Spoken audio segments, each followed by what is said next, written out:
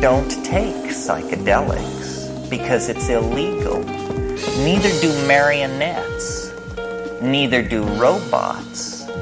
None of these well-behaved and mechanistic reductionist images of humanity take psychedelics because it's misbehaving.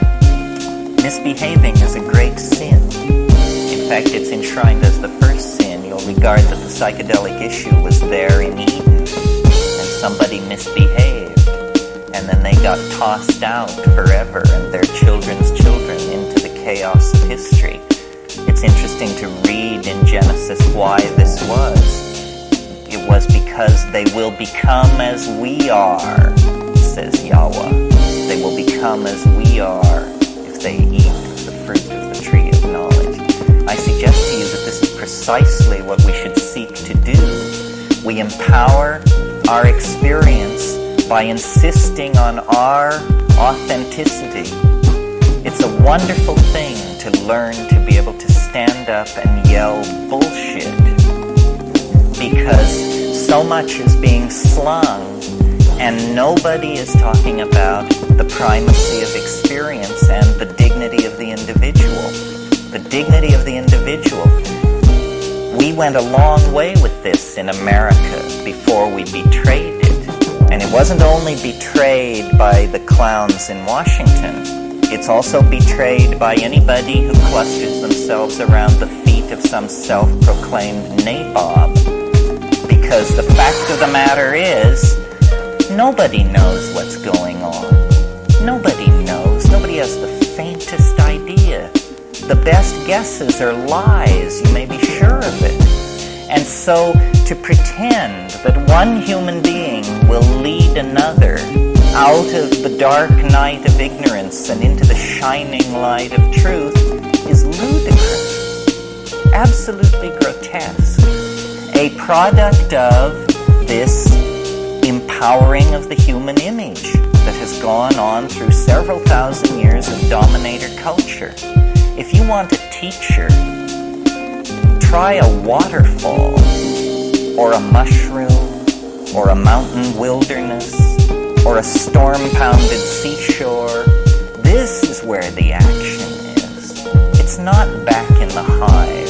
It's not in the anthill.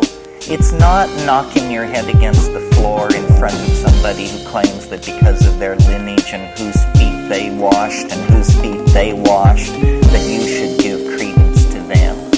Knowledge is provisional, and we are yet to approach even the first moment of civilized understanding. The way it is to be done is by trusting yourself, trusting your intuition. Reject authority. Authority is a lie and an abomination. Authority will lead you into ruin. It's not real. And it isn't, don't get the idea that it's this liberal rap about how everybody has a piece of the action. You know, the Jews know something, the Buddhists know something, the Huichol know something. Nonsense. Rubbish. Nobody knows anything.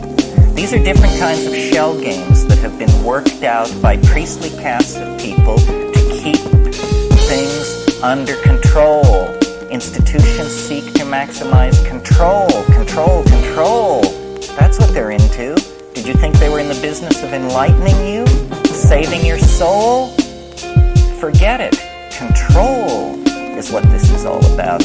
And to the degree that we commit ourselves to ideology, we are poisoned. Any ideology, Marxism, Catholicism, objectivism, you name it, rubbish, all rubbish. What is real is experience. What is real is this moment. And so then what it becomes about is, what are the frontiers of experience?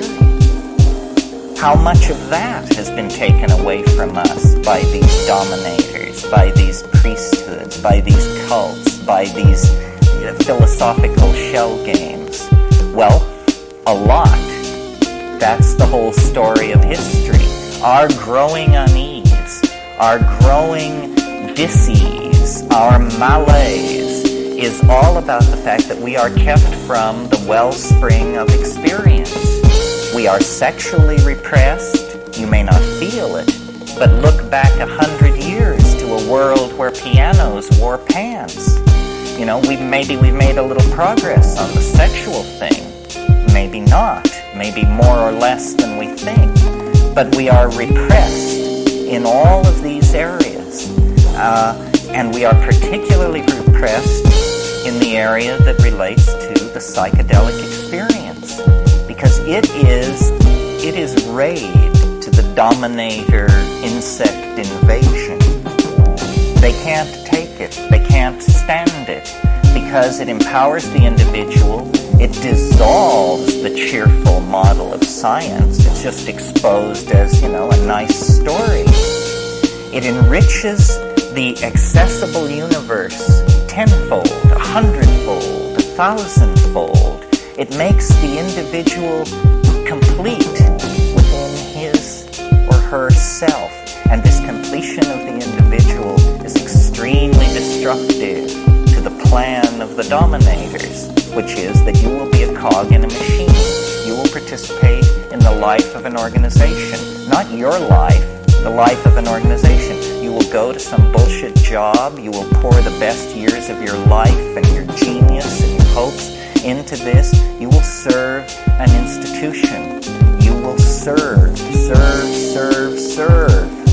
Well, it's a bad idea for free people to go along with this. A much better idea would be to insist on the dignity of human beings, to recognize that the freeing of slaves, the giving of the vote to women, the ending of public whippings, that this program of political enlightenment must also then include hands-off on how people want to relate to changing their minds. We are not interested in being sexually regulated by the state, and we are not interested in being intellectually, spiritually, emotionally manipulated by the state. The state should stand down in this issue. The state is acting as the enforcing arm of the dominator culture, specifically of fundamentalist screwballs, who, are horrified by all this, by the notion that people would claim the authenticity of their own minds, that people would stand in the light of nature and reject original sin and the guilt from Eden and, the sins of the fathers and all this rubbish which is handed down.